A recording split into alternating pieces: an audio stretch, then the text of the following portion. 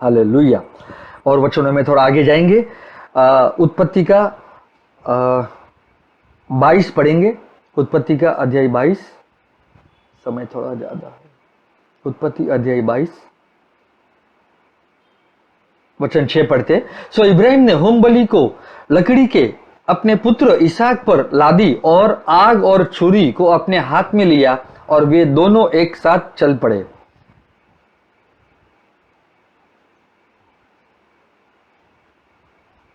सो इब्राहिम ने होम बलि को लकड़ी ले अपने पुत्र इसहाक पर लादी और आग और छुरी और अपने हाथ में ले लिया और वे दोनों एक साथ चल पड़े। और आगे पढ़ेंगे, वचन 8 पढ़ेंगे।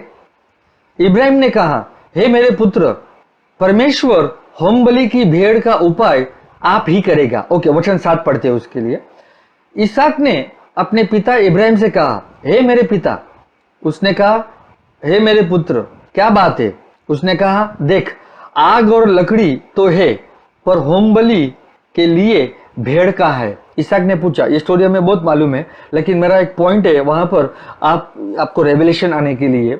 वचन 8 में है, इब्राहिम ने कहा, हे मेरे पुत्र, परमेश्वर होम बलि की भेड़ का उपाय आप ही करेगा। हालेलुया। इंग्लिश में लिखा है, God will, that means God will himself provide a lamb.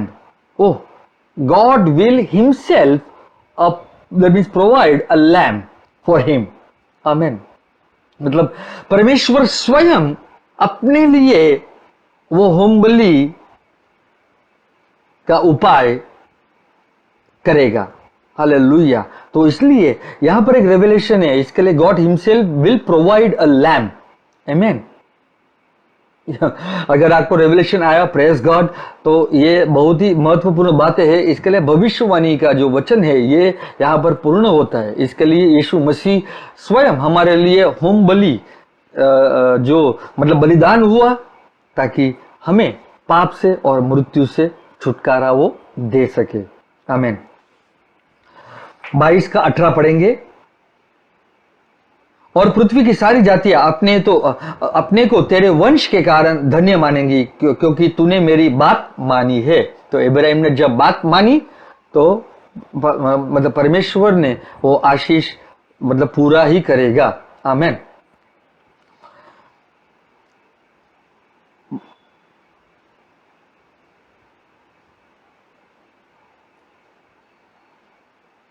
वचन 17 पढ़ेंगे, अध्याय 22 वचन 17। इस कारण मैं निश्चय तुझे आशीष दूंगा और निश्चय तेरे वंश को आकाश के तारांगन और समुद्र की तीर की बालू के किनकों के समान अनगिनत करूंगा, और तेरा वंश अपने शत्रुओं के नगरों को अधिकारी होगा। हालेलुया। तो यहाँ पर यह भविष्यवाणी का वचन हमें समझना जरूरी है। यहाँ पर मतलब प्रभु बताता है कि जो तेरे द्वारा जो जैसे कि शारीरिक बीज, जो शारीरिक वंश है, वो जब आएगा तो वो क्या कहलाएंगे? वो ये कहलाएंगे, आकाश के तारागण कहलाएंगे। They shall be called the stars of heaven. Okay. और जो दूसरा बीज जो जैसे कि इश्माइल हुआ, तो हम देखें कि परमेश्वर ने इश्माइल को क्या बोलते, जो प्रतिज्ञा इब्राहिम को दी थी, वो इसहाक के द्वारा जो तेरा ही वंश, मतलब मैं शारीरिक बात करता हूं अभी, फिजिकल, जो तेरे द्वारा जो इसहाक आएगा, वो मतलब उसके बारे में मतलब परमेश्वर एक्सेप्ट करता है। लेकिन जो प्रतिज्ञा से नहीं आया, परमेश्वर ने उसे एक्सेप्ट नहीं किया, लेकिन परमेश्वर ने उसे आशीष दिया। हम देखें कि इब्राहिम को जो पहली संतान हुई वो ये थी, कौन सी? इश्माइल की, जो उसने हागर के साथ एक रिश्ता हुआ और उसके द्वारा जो बच्चा हुआ उसे उसका नाम रखा गया इश्माइल। लेकिन परमेश्वर ने आशीष तो दिया इश्माइल को, लेकिन अप्रूव नहीं किया। उसने क्या? अप्रूव नहीं किया। लेकिन इसके लिए इब्राहिम ये सोचता था कि जो मेरा एक दास है, मैं उसका मतलब उसके बेटे को मैं अपना ये वंश के लिए मैं उसे मतलब एडॉप्शन करता हूँ, मैं उसे मतलब एडॉप्ट करूंगा। लेकिन परमेश्वर ने उसकी सोच बदली और कहा और जब उसे रात में जब वो बाहर ले आया तो उसे कहा ऊपर देख, जितने तारे हैं उतने तेरे वंश हो गए, मतलब उतने तेरे बीज हो गए। हालेलुया। और रेत को देख, मतलब दरिया को देख, उतने जहाँ पर बालू है वो रेत है, उतने तेरे वंश होंगे। हालेलुया। तो दो प्रकार का यहाँ पर हम देखने को मिलता है। एक परमेश्वर कहता है they shall be called stars of heaven, और दूसरा कहता है कि they shall be the sand of the sea. जो तेरा बीज है, वो शारीरिक का बात कर रहा हूं मैं, जो तेरा बीज है वो यह मतलब मैं कहलाऊंगा। आमीन। लेकिन हम देखें कि उसने इसहाक को एक्सेप्ट किया क्योंकि वो उसके ही द्वारा आया। हालेलुया। लेकिन इस्माइल को एक्सेप्ट नहीं किया, आशीष दिया। आज इसके लिए आप देखिए गल्फ कंट्रीज और जो मिडल ईस्ट है, तेल के मामलों में वो कितने अमीर है, उनके पास तेल है, ऑयल है, लेकिन ब्लेसिंग दिया, लेकिन वो क्या बोलते, एक्सेप्ट नहीं किया परमेश्वर ने। हम देखें इसहाक को, वो इसहाक जो फिजिकल जो सीड था, वो मतलब परमेश्वर ने आशीष भी दिया और एक्सेप्ट भी किया और अप्रूव भी किया। आमीन। तो आज हमें जो भविष्यवाणी का वचन है इब्राहिम के द्वारा, जो वंश, और वो वंश कौन है? मसीह। और मसीह यीशु जो आज हमारे अंदर है, तो हम सबसे अमीर है। आमीन।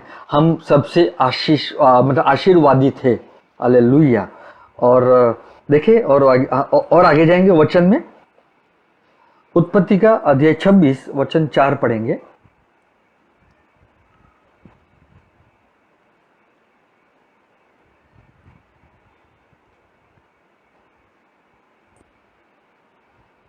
उत्पत्ति का अध्याय 26 वचन 4। और मैं तेरे वंश को आकाश के तारांगण के समान करूंगा, और मैं तेरे वंश को ये सब देश दूंगा, और पृथ्वी की सारी जातियां तेरे वंश के कारण अपने को धन्य मानेंगी।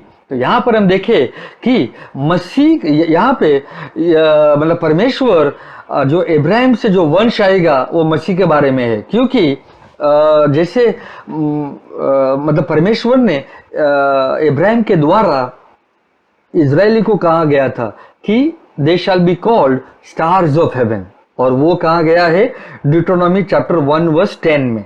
ओके। व्यवस्था विवरण अध्याय 1 वचन 10 में कि मतलब आज के दिन मैं तुम्हें आकाश के तारा मतलब आकाश के तारा मंगल में मतलब कहूंगा। हालेलुया। हम जाएंगे वचन में, लेकिन मैं ये वचन पूरा करता हूं। उत्पत्ति का अध्याय 26 वचन 4। और मैं तेरे वंश को आकाश के तारांगण के समान करूंगा, और मैं तेरे वंश को ये सब देश दूंगा, और पृथ्वी की सारी जातियां तेरे वंश के कारण अपने को धन्य मानेंगी। तो ये किसके बारे में?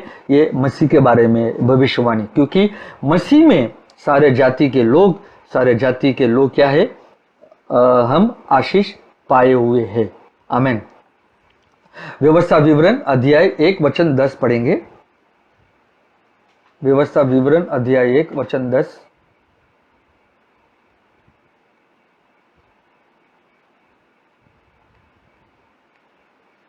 क्योंकि तुम्हारे परमेश्वर यहोवा ने तुमको यहां तक बढ़ाया है कि तुम गिनती में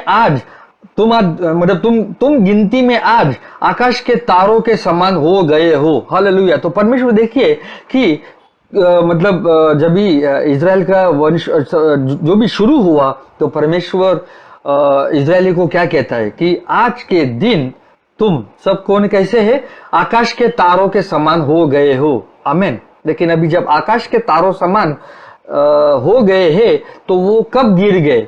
वो जब गिरे तब वे परमेश्वर में विश्वास नहीं करने लगे, और धीरे धीरे हम देखे आगे परमेश्वर का क्रोध बढ़ता गया, और वो क्रोध आने वाला था इजरायलियों के ऊपर, मंदिर के ऊपर, यहूदियों के ऊपर। क्योंकि जब यीशु मसीह आए, जैसे कि मैंने वचन में शेयर किया, क्योंकि जब वो अपनों के पास आया लेकिन उन्होंने यीशु मसीह को ग्रहण नहीं किया, और जब ग्रहण नहीं किया उसके बाद भी 40 साल परमेश्वर ने उन्हें समय दिया ताकि वे पश्चाताप करें, वो परमेश्वर की ओर फिरे, लेकिन वे नहीं फिरे। मंदिर का नाश हुआ, मूसा का व्यवस्था का अंत तो होना चाहिए था, और अगर नहीं होता तो आज भी मूसा की व्यवस्था के अनुसार जो बलिदान चढ़वाया जाता था आज भी वो होता रहता।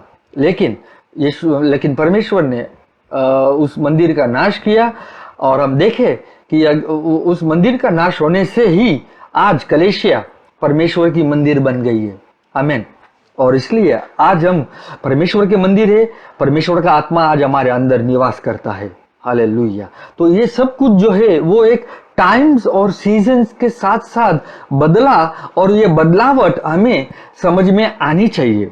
हालेलुया। ये परमेश्वर का उद्देश्य है, वो परमेश्वर का प्लान, योजना है। जैसे कि हम देखें, परमेश्वर आदम के साथ बात करता है, लेकिन जब आदम गिरा फिर भी परमेश्वर आदम के पास आया ये बात करने के लिए। लेकिन जैसे जैसे जैसे जैसे लोग बढ़ते गए, मतलब मनुष्य बढ़ते गए, वे परमेश्वर में विश्वास नहीं करते थे, वे पाप की ओर बढ़ते गए। लेकिन फिर भी परमेश्वर की योजना ये थी कि इब्राहिम के द्वारा कुछ नया शुरू किया, और परमेश्वर ने इब्राहिम को आशीष दिया, और वो आशीष उसके वंश के द्वारा अन्य जाति को आएगा। लेकिन फिर देखे कि जो वाचा बांधी थी और जो कुछ भी परमेश्वर आगे, जैसे 430 साल के बाद व्यवस्था आई मूसा के द्वारा, और वो व्यवस्था में परमेश्वर ने कुछ एक नया शुरू किया। याकूब से नाम बदलकर इज़राइल रखा, और हम देखे कि इज़राइल के घराने को ये दिया गया था वाचा और 10 आज्ञाएं और बहुत सारी दूसरी भी मतलब व्यवस्था दी गई थी।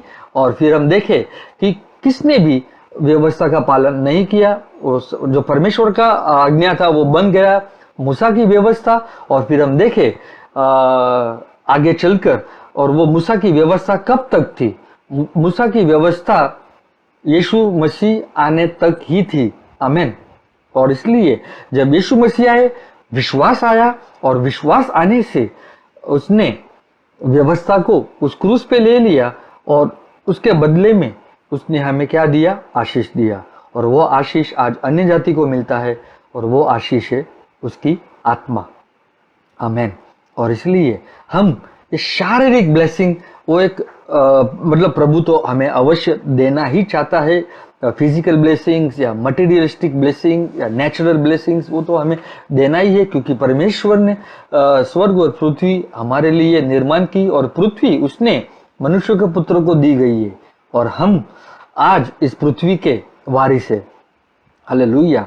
तो जो कुछ भी हमें चाहिए, हमें विश्वास के द्वारा अवश्य प्रभु हमें देना चाहता है। लेकिन जब हम ये वचनों के द्वारा, भविष्यवाणी के वचन जब समझते हैं, तो हम आत्मिक आशीष के बारे में यहाँ पर हम ज्यादा जोर डालेंगे, क्योंकि आत्मिक आशीष जब आप विश्वास में चलोगे तो आप वो नैसर्गिक जीवन में वो आशीष आपको प्राप्त होगी ही होगी। जैसे चंगाई है, जैसे मुक्ति है, जैसे हमें मन जो भी शिक्षण एक स्ट्रॉन्ग होल्ड बन जाता है, वो तोड़ने के लिए हमें प्रभु के वचन की जरूरत है, सही शिक्षण की जरूरत है। आमीन। और इसीलिए हमें इब्राहिम का विश्वास नहीं मिला है। आगे चल इसके लिए गलतियों का जब आप पढ़ोगे 3, तो वहां पर हमें मसीह का विश्वास मिला है। किसका? We have received the faith of Christ. We have not received faith of Abraham. भले इब्राहिम विश्वास का पिता है, क्योंकि रोमियो 4:1 में लिखा है कि भले वो इब्राहिम विश्वास का पिता है, लेकिन शारीरिक के अनुसार, it is pertaining to flesh. Hallelujah. लेकिन आज मसीह शारीरिक नहीं है, मसीह आत्मा है, परमेश्वर आत्मा है। और इसीलिए आज हमें जो इब्राहिम का आशीष मिला है, और वो है वंश, मतलब जो इब्राहिम का आशीष हमें मिला है, वो है मसीह यीशु। आमीन। हम और जरा थोड़ा फास्ट जाएंगे स्लाइड वचन में। जैसे कि मैंने कहा व्यवस्था विवरण अध्याय 1 वचन 10 में कि आज के दिन, मतलब परमेश्वर इजरायली को क्या कहता है? आज आकाश के तारों के समान हो गए हो। तो वो कब गिर गए? हम देखें रोमियो का अध्याय 9, अध्याय 9 वचन 27, अध्याय 9 वचन 27। और यशायाह इज़राइल के विषय में पुकार कर कहता है, किसके विषय में? इज़राइल के विषय में पुकार कर कहता है कि चाहे इज़राइल की संतानों की गिनती समुद्र के बालू के बराबर हो। ओह, मतलब देखिए, जब परमेश्वर इब्राहिम को बताता है, ऊपर देख, उतने तेरे वंश होंगे, उतने तेरे मतलब जितना तू गिनती नहीं कर सकता उतनी तेरी संतान होगी।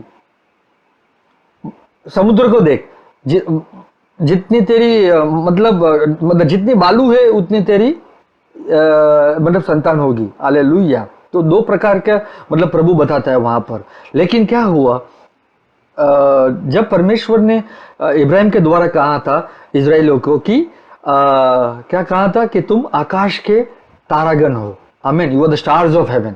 आमीन।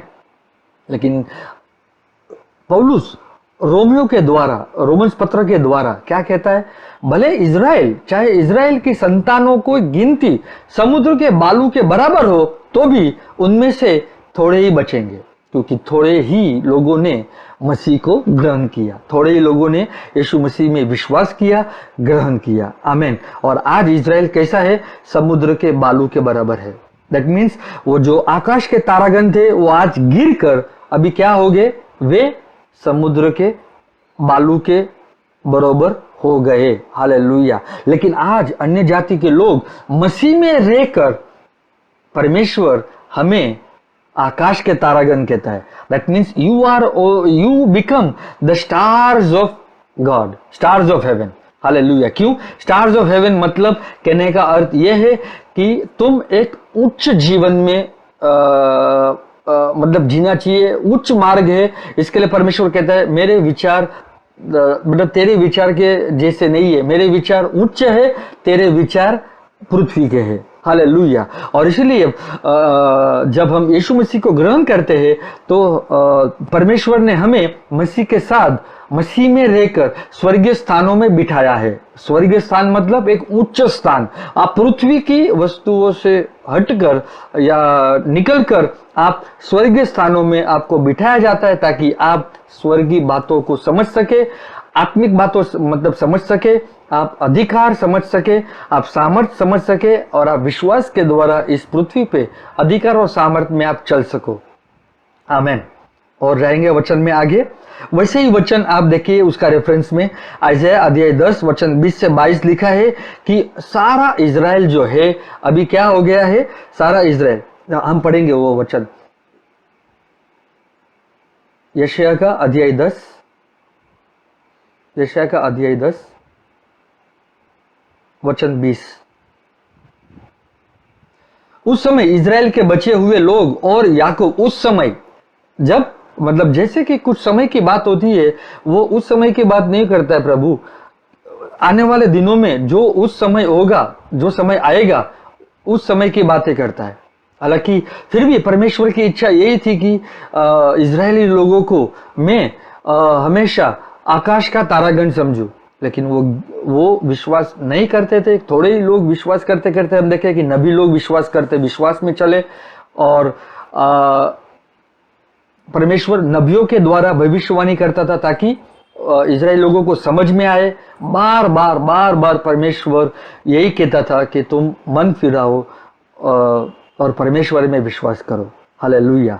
लेकिन फिर भी उनका हृदय कठोर हो चुका था, कान नहीं सुन सकते थे और आंखों से वो देख नहीं सकते थे, क्योंकि उनका हृदय कठोर हो गया था। और यशायाह ही भविष्यवाणी करता है और यीशु भी कहता है कि क्योंकि तुम्हारा हृदय कठोर हो चुका है और मैं तुम्हें चंगाई नहीं दे सकता, क्योंकि तुम आंखों से देखते तो हो लेकिन तुम देख नहीं सकते, कानों से सुनते तो हो लेकिन तुम समझ नहीं सकते। हालेलुया। और वही आज क्रिश्चियन लोगों के जीवन में हो रहा है, क्योंकि उन्हें भविष्यवाणी का वचन की समझदारी नहीं है। मसीह में रहने के बावजूद भी वे फिर से व्यवस्था में जाते हैं, 10 आज्ञाएं सिखाते हैं, लेकिन मसीह में वो सब कुछ परिपूर्ण है। और हम भी मसीह में रहकर परिपूर्णता करते हैं व्यवस्था की, क्योंकि रोमियो 10:4 में लिखा है व्यवस्था का अंत मसीह है, Christ is the end of the law for righteousness. Hallelujah. मसीह व्यवस्था का क्या है? अंत है धार्मिकता के लिए। धार्मिकता व्यवस्था से नहीं मिलेगी। अगर आपको धार्मिकता व्यवस्था से प्राप्त करनी है, और बाइबल बताती है कि आप सारी व्यवस्था का पालन नहीं कर सकते, और कोई भी अगर व्यवस्था आपने तोड़ी तो आपने सारी व्यवस्था का आज्ञा भंग किया, और व्यवस्था से आपको क्या आएगा? श्राप आएगा। लेकिन मसीह में आत्मा में रहने से आपको आशीष प्राप्त होती रहेगी। हालेलुया, आमेन। तो और थोड़ा स्लाइड में आपका समय लूंगा थोड़ा।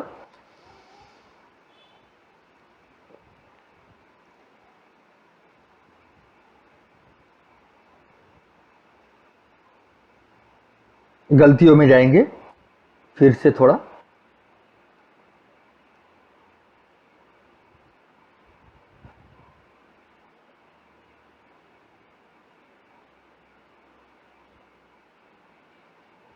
गलतियों 3 अध्याय 3 वचन हम थोड़ा 11 से पढ़ते ताकि हमें थोड़ा समझ में आए।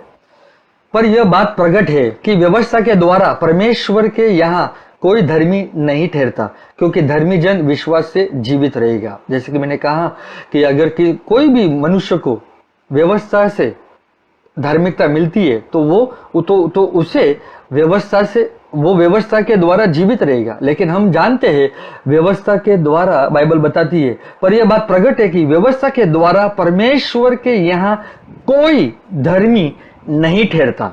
हालेलुया। तो व्यवस्था से हमें क्या बोलते, परमेश्वर धर्मी नहीं ठहरा सकता, क्योंकि हम विश्वास के द्वारा ही धर्मी ठहरते हैं, और हम विश्वास से ही जीवित रहना चाहिए। आमीन। वचन 12, पर व्यवस्था का विश्वास से कुछ संबंध नहीं। आमीन। पर जो उनको मानेगा वो उनके कारण जीवित रहेगा। मतलब जो व्यवस्था को मानेगा वो उनके कारण जीवित रहेगा, और हम जानते हैं व्यवस्था के द्वारा जीवित नहीं रह सकता।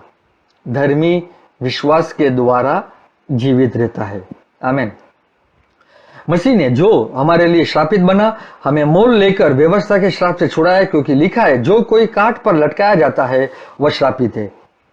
यह इसलिए हुआ कि इब्राहिम के आशीष मसीह यीशु में अन्य जातियों तक पहुंचे, और हमें विश्वास के द्वारा उस आत्मा को प्राप्त करे जिसकी प्रतिज्ञा हुई है। हे भाइयों, मैं मनुष्य की रीति पर कहता हूं कि मनुष्य की वाचा भी जो पक्की हो जाती है तो ना कोई उससे टालता है और ना उसमें कुछ बढ़ाता है। निदान प्रतिज्ञा इब्राहिम को और उसके वंश को दी गई। वो यह नहीं कहता कि वंशों को, जैसे बहुतों के विषय में, पर जैसे एक के विषय में, कि तेरे वंश को, और वह मसीह है। हालेलुया। तो हम लोग ने ये समझा कि इब्राहिम को जो प्रतिज्ञा दी गई थी वो इब्राहिम को वंश को दी गई थी। हालेलुया। और वो वंश कौन है? मसीह है। आमीन। 17, पर मैं यह कहता हूं कि जो वाचा परमेश्वर ने पहले से पक्की की थी उसको व्यवस्था 430 बरस के बाद आकर नहीं टाल देती कि प्रतिज्ञा व्यर्थ ठहरे। हालेलुया। तो पहले परमेश्वर ने क्या दिया? प्रतिज्ञा दी। किसको? इब्राहिम को।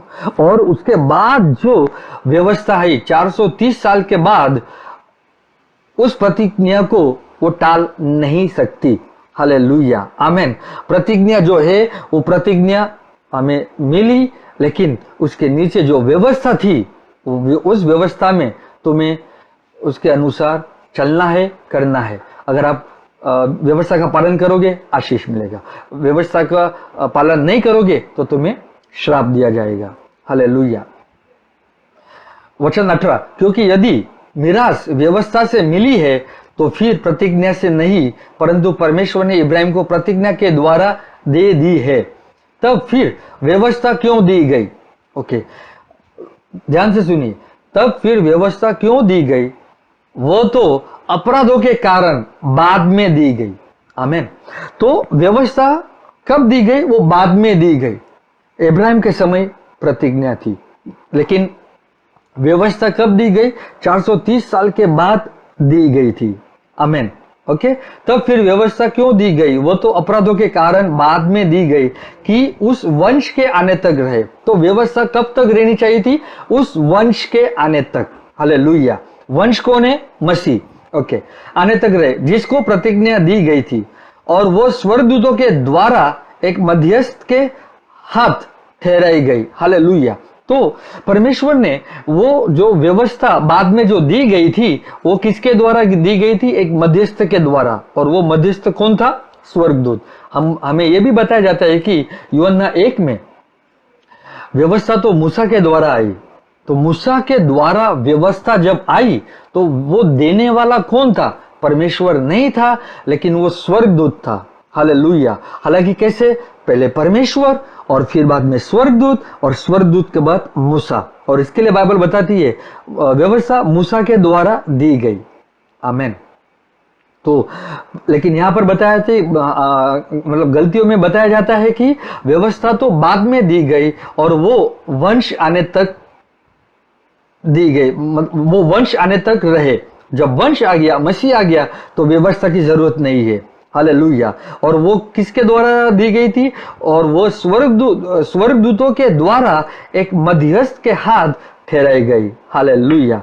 तो परमेश्वर कहता है, मुझे आशीष ही देना है, मुझे अपने हाथ गंदे नहीं करनी है, क्योंकि व्यवस्था से लोग जी नहीं पाएंगे, क्योंकि पाप का पाप बढ़ते ही जा रहा है। और इसके लिए रोमियो में ही लिखा है कि जब पाप बढ़ते गया, एक समय ऐसा आ गया, एकदम हाईएस्ट पॉइंट तक आ गया, तब परमेश्वर ने अपनी कृपा उससे भी अधिक दिया। हालेलुया। परमेश्वर ने जो उसकी कृपा, उसकी दया जो दी, उससे भी अधिक होकर दी। हालेलुया। तो हम ये समझे, व्यवस्था कब तक थी? मसीह के आने तक। जब मसीह आ गया तो व्यवस्था की जरूरत नहीं है। वचन 20, मध्यस्थ तो एक का नहीं होता। मध्यस्थ क्या होता है? मध्यस्थ जो है वो एक का नहीं होता, परंतु परमेश्वर एक ही है। मतलब कहने का अर्थ है कि जो मध्यस्थ के द्वारा व्यवस्था आई थी, उसमें एक नहीं थे, एक दो से ज्यादा थे। लेकिन जब प्रतिज्ञा आई, और प्रतिज्ञा देने के टाइम केवल परमेश्वर ही था। हालेलुया। तो क्या व्यवस्था परमेश्वर की प्रतिज्ञा के विरोध में है? कदापि ना हो, क्योंकि यदि ऐसी व्यवस्था दी जाती तो जीवन दे सकती, तो सचमुच धार्मिकता व्यवस्था से होती। हम जानते हैं व्यवस्था से जीवन नहीं मिल सकता था, तो सचमुच धार्मिकता व्यवस्था से होती। अगर सब कुछ क्या बोलते हैं, जीवन अगर व्यवस्था से मिलता तो धार्मिकता भी व्यवस्था से मिलती। लेकिन व्यवस्था से हमें जीवन नहीं मिल सकता था, क्योंकि व्यवस्था जो लिखी गई थी, वो जो लेटर थे, वो क्या करता था? वो लेटर तुम्हें मारता था, तुम्हें सजा देता था, तुम्हें दोषी ठहराता था। तुम्हें व्यवस्था क्या करता था? दोषी ठहराता था। लेकिन आत्मा जो है वो तुम्हें क्या देता है? जीवन देता है, आशीष देता है। इसके लिए यूहन्ना 6 वचन 63 में कहता है कि शरीर से कुछ लाभ नहीं होता, लेकिन जो बातें मैं तुम्हें कहता हूं वो बातें आत्मा और जीवन है। तो यीशु मसीह की बातें जो है, शब्द जो है, वचन जो है, वो जीवन और आत्मा है। आमेन। 22 अध्याय, गलतियों का अध्याय 3 वचन 22, परंतु पवित्र शास्त्र ने सबको पाप के अधीन कर दिया, ताकि वो प्रतिज्ञा जिसका आधार यीशु पर विश्वास करना है, विश्वास करने वालों के लिए पूरी हो जाए। हालेलुया। तो जो प्रतिज्ञा थी, वो प्रतिज्ञा यीशु मसीह है, और वो यीशु मसीह में विश्वास करने से सब कुछ पूरा हो जाता है। वो वादा जो है, वो प्रतिज्ञा जो है, वो पूरा हो जाता है। वचन 23, पर विश्वास के आने से पहले व्यवस्था के अधीन में हमारी रखवाली होती थी। हालेलुया। मतलब विश्वास के आने से, यीशु मसीह के आने से व्यवस्था के अधीन में हम रहते थे।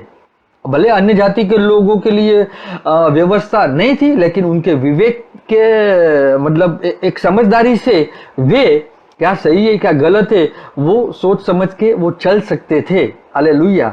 लेकिन जब विश्वास के आने तक जब विश्वास आया तो मतलब कहते हैं कि विश्वास के आने तक जो प्रकट होने वाला था हम उसी के बंधन में रहे। हालेलुया। जब विश्वास आया मतलब यीशु मसीह विश्वास लाया और हमें विश्वास यीशु मसीह का मिलता है। We have received the faith of Christ.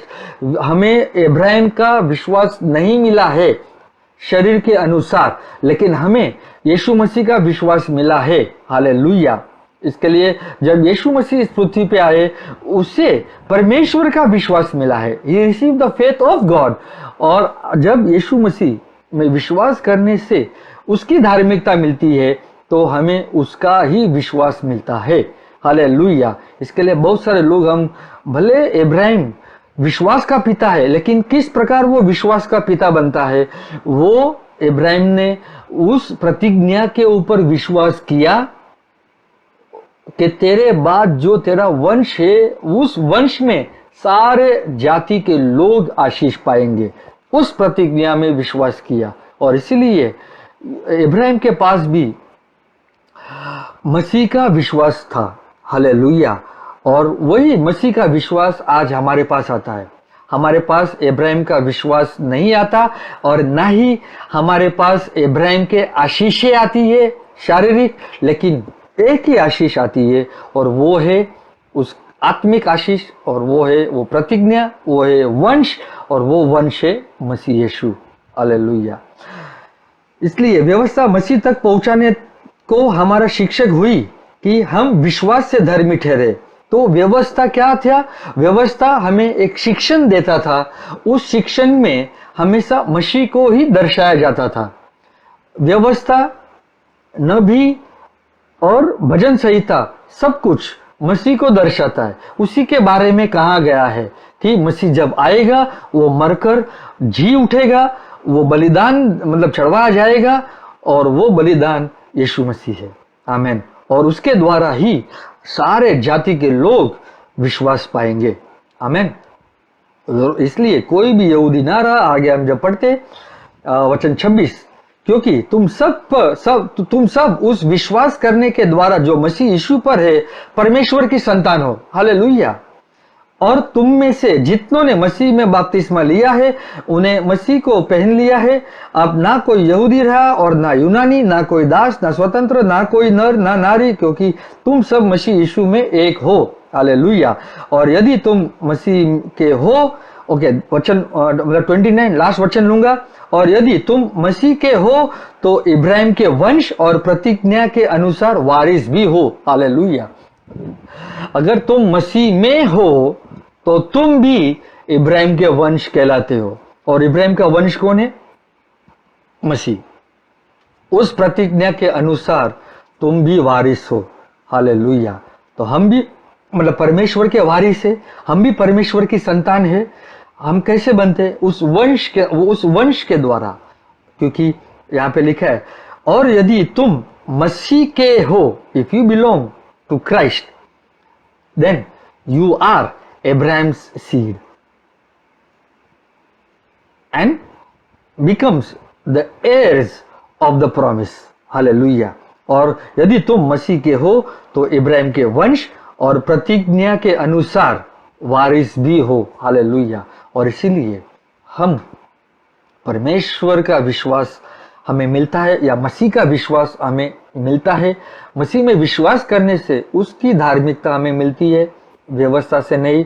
व्यवस्था मसीह के आने तक था, मसीह आने के बाद व्यवस्था का अंत है। और इसलिए व्यवस्था के द्वारा उसमें एक शिक्षण जो था वो मसीह को दर्शाता था, क्योंकि व्यवस्था में बलिदान चढ़ाना पड़ता था। और हम देखते हैं कि यीशु मसीह आए, वो स्वयं बलिदान हुआ। इसके लिए उत्पत्ति 22 में परमेश्वर कहता है वो स्वयं God himself will provide a lamb for him. Hallelujah. तो परमेश्वर ने स्वयं अपने आप को ही, अपने लिए ही उस मेमने को अर्पित किया। हालेलुया। और वो कौन है? यीशु मसीह। आमीन। और जब हम मसीह में है तो हमें मसीह में ही रहना है। हमें आदम से बाहर निकलना है, मूसा की व्यवस्था से बाहर निकलना है। लेकिन अगर हम ये दोनों में से नहीं निकलते तो आप अपने आत्मिक जीवन में स्ट्रगल होते जाओगे। आप स्पिरिचुअल लाइफ में स्ट्रगल होंगे, क्योंकि आपको हमेशा ये एहसास होता रहेगा आप पापी हो, और व्यवस्था आपको ये हमेशा एहसास दिलाते रहेगा कि आप दोषी हो। लेकिन मसीह में आने से आपको ये हमेशा आत्मा आपको ये एहसास दिलाएगा कि मसीह ने आपको स्वतंत्र किया, क्योंकि आत्मा ही जो पवित्र आत्मा है वो यीशु मसीह को दर्शाता है कि उसने क्या किया। उसने उस क्रूस पे बलिदान दिया और आपको दोषी नहीं ठहराता, आपको पाप से क्षमा करता है और आपको मृत्यु से भी वो स्वतंत्र करता है। इसके लिए मसीह में रहने से आपको पाप की और मृत्यु से जो व्यवस्था है उससे स्वतंत्र किया है, रोमियो 8:1 के अनुसार।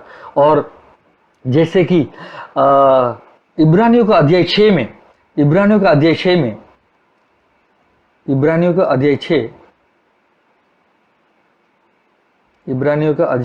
6 वचन 13 पढ़ेंगे।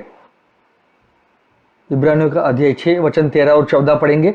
और परमेश्वर ने इब्राहिम को प्रतिज्ञा देते समय जबकि शपथ खाने के लिए किसी को अपने से बड़ा न पाया तो अपनी ही शपथ खाकर कहा। मतलब प्रतिज्ञा जब देने के टाइम, मतलब जब परमेश्वर प्रतिज्ञा दिया तो परमेश्वर ने प्रतिज्ञा देने के साथ साथ भी एक शपथ खाई, क्योंकि उससे बढ़कर कोई नहीं है, तो उसने अपनी ही शपथ खाई। हालेलुया। और वो शपथ क्या खाकर कहा कि मैं सचमुच तुझे बहुत आशीष दूंगा और तेरी संतान को बढ़ाता जाऊंगा। हालेलुया। तो कि मैं सचमुच तुझे बहुत आशीष दूंगा। तो ये हमें समझना है कि परमेश्वर की योजना हमारे जीवन में यही है कि वो हमें आशीष देना चाहता है। और जो कोई यहाँ पर हम देखते हैं कि उसकी संतान, मतलब जो वंश है, उस वंश के द्वारा वो बहुत सारे लोगों को वो आशीष देना चाहता है। और सबसे बड़ा आशीष यही है कि यीशु मसीह एक आत्मा के द्वारा हमारे हृदय में निवास करता है, क्योंकि हम उसके मंदिर है। वचन 14 फिर से पढ़ूंगा कि मैं सचमुच तुझे बहुत आशीष दूंगा और तेरी संतान को बढ़ाता जाऊंगा। In blessing I will bless you and in multiplying I will multiply you. किसको? तेरे बीज को मैं बढ़ाता जाऊंगा। हालेलुया। तेरे वंश को मैं बढ़ाता जाऊंगा। कौन सा वंश? मसीह। हालेलुया। हमारा नहीं, मतलब हमारे बाद अगर हम मसीह में आए तो हम जब सुसमाचार देते हैं, जब लोग विश्वास करेंगे यीशु मसीह में, अन्य जाति के लोग विश्वास करेंगे तो परमेश्वर अपना आत्मा देगा। और इसलिए बाइबल बताती है कि यीशु मसीह और पिता आत्मा के द्वारा हमारे अंदर निवास करता है। आमीन। और इस रीति से उसने धीरज धर कर प्रतिज्ञा की हुई बात प्राप्त की। मनुष्य तो अपने से किसी बड़े की शपथ खाया करते हैं और उनके हर एक विवाद का फैसला शपथ से पक्का होता है। हालेलुया। इसलिए जब परमेश्वर ने प्रतिज्ञा के वारिसों पर और भी साफ रीति से प्रकट करना चाहा कि उसकी मनसा बदल नहीं सकती, तो शपथ को बीच में लाया। हालेलुया। ताकि दो बेबदल बातों के द्वारा, जिनके विषय में परमेश्वर का झूठा ठहराना अनहोना है, हमारा दृढ़ता से धाड़स बांध जाए, जो शरण लेने को इसलिए दौड़े हैं कि उस आशा को जो सामने रखी हुई है प्राप्त करे। हालेलुया। तो दो चीज परमेश्वर की नहीं बदल सकती थी। एक है उसकी प्रतिज्ञा, और प्रतिज्ञा के साथ साथ उसने शपथ खाई, क्योंकि परमेश्वर से बढ़कर कोई नहीं है और परमेश्वर ने स्वयं वो शपथ खाई। इसके लिए ये उसमें बदलावट नहीं आ सकती, ये कभी भी बदल नहीं सकता, क्योंकि उसके द्वारा जो आशा आई है, और वो आशा यही है कि मसीह जो है वो अति पवित्र स्थान में जाकर वहां पर गया है, ताकि हम भी उसके पीछे पीछे अति पवित्र स्थान में जा सकते हैं। और ये जो है वो हमारे प्राण के लिए, that means it is an anchor of our soul. Amen. तो यहाँ पर हम देखें कि जब परमेश्वर ने इब्राहिम के द्वारा जो प्रतिज्ञा दी थी उससे उसने शपथ खाई। मनुष्य जब शपथ खाता है तो अपने से बड़ा होकर किसी और चीज की वो शपथ खाता है, लेकिन जब परमेश्वर ने ये प्रतिज्ञा दी इब्राहिम को तो वो इब्राहिम के साथ मतलब प्रतिज्ञा के साथ साथ उसने शपथ खाई, ताकि ये दो चीजों में कभी भी बदलाव नहीं हो सकती। Amen. It can not change because क्योंकि परमेश्वर ने स्वयं दी। आमेन। तो आज हम देखें कि वचन 18 में फिर से पढ़ूंगा, ताकि दो बेबदल बातों के द्वारा जिनके विषय में परमेश्वर का झूठा ठहराना अन होना है। परमेश्वर झूठा नहीं हो सकता क्योंकि परमेश्वर ने वो दोनों चीज पूर्ण की मसीह के द्वारा। तो कोई ये नहीं कह सकता मसीह में रहकर कि क्योंकि परमेश्वर झूठा है। परमेश्वर झूठा नहीं है, परमेश्वर सच्चा है। हमारा दृढ़ता से धाड़स बंध जाए, जो शरण लेने को इसलिए दौड़े है कि उस आशा को जो सामने रखी हुई है प्राप्त करे। हालेलुया। हम उस जहाज के क्या बोलते उसमें, जहाज में एक एंकर रहता है, और जब एंकर गिराया जाता है वो नीचे तक जाता है जहां उसको पत्थर मिले। हालेलुया। और इसीलिए हमारा एंकर भी हमारे प्राण के द्वारा, हमारा एंकर मसीह है, जो मसीह अति पवित्र स्थान में जाकर वहां पर गया है, ताकि हमें आशा है हम भी उसके पीछे पीछे जाए, ताकि हम मतलब परमेश्वर के साथ एक रिश्ता बनाए और अति पवित्र स्थान में जाकर यीशु मसीह के लहू से जो भी हम प्रार्थना में मांगे वो हमें मिल जाए। आमीन। तो हम ये समझे कि परमेश्वर की योजना मतलब परमेश्वर का एक ही प्लान है, उसका प्लान बी नहीं है। इजराइली लोगों ने मिस कर दिया, लेकिन अन्य जाति लोगों ने वो मिस नहीं किया क्योंकि उन्होंने यीशु मसीह को स्वीकारा। लेकिन अगर व्यवस्था में जाओगे तो आपको मसीह जो आत्मा है वो आप नहीं देख पाओगे, मसीह को नहीं देख पाओगे। लेकिन हम विश्वास में चले ताकि हम व्यवस्था से बाहर निकले, ये समझे कि परमेश्वर का उद्देश्य यही है कि हम मसीह में रहे। परमेश्वर का इसके लिए एक ही उद्देश्य है, परमेश्वर एक ही है और वो तुम्हें आशीष ही देना चाहता है। इसके लिए लिखा है, in blessing I will bless you and in multiplying I will multiply you. Hallelujah. So ये था टीचिंग ब्लेसिंग ऑफ इब्राहिम। मैं आपके लिए प्रार्थना करना चाहूंगा। पिता परमेश्वर, मैं यीशु के नाम से धन्यवाद देता हूं सारे लोगों के लिए जो सुने और बाद में भी सुनेंगे। प्रभु, उनके जीवन में एक बदलावट आए, एक समझदारी आए, बुद्धि का आत्मा, ज्ञान का आत्मा, समझदारी का आत्मा मिले, ताकि उनका हृदय उजियाले से भर जाए और वे हर कामों में फलदायक बने। धन्यवाद देना चाहता हूं प्रभु ये शिक्षण के लिए जो आपने हमें सिखाया, क्योंकि हम भी इब्राहिम के आशीष जो वंश है और वो मसीह है, उस मसीह में हमें परिपूर्णता मिलती है। मसीह में रहकर ही हम स्वर्गीय स्थानों में राज कर सकते हैं और हम अधिकार और सामर्थ्य में चल सकते हैं। उसने हमें स्वर्गीय स्थानों में सारे आत्मिक आशीष दिए हैं, ताकि हम विश्वास के द्वारा हम नैसर्गिक जीवन में रहकर हम पृथ्वी के जो आशीष है वो भी हम प्राप्त कर सकते हैं। जिन्हें चंगाई मिले, ताकि हमें चंगाई मिले, जीवन मिले, आर्थिक समस्या का नाश हो जाए, ताकि हमें फाइनेंशियल ब्रेक थ्रू मिले, और हमारे परिवार में जिनको उद्धार नहीं मिला वो उद्धार मिल जाए। धन्यवाद देते हैं प्रभु आपके हर एक आशीष के लिए। मैं शैतान के कामों को नाशवन करता हूँ यीशु नासरी के नाम से। बीमारी का आत्मा, रोग का आत्मा और दर्द आपके शरीर में है वो निकल जाए यीशु नासरी के नाम से, ताकि प्रभु आपको इसी वक्त स्पर्श करे, छुए और चंगाई मिले, आपको जीवन मिले, पुनरुत्थान का जीवन मिले आपके शरीर में, ताकि आप तंदुरुस्त का जीवन जी सके और शारीरिक में दैविक चंगाई आप प्राप्त कर सके। यीशु के नाम में मैं ये प्रार्थना करता हूँ, आमीन। हमारे पिता का प्रेम, हमारा यीशु मसीह का अनुग्रह और हमारा पवित्र आत्मा का सहभागिता सारी कलीसिया के साथ रहे सदा सर्वदा। आमीन। God bless you and Jesus loves you.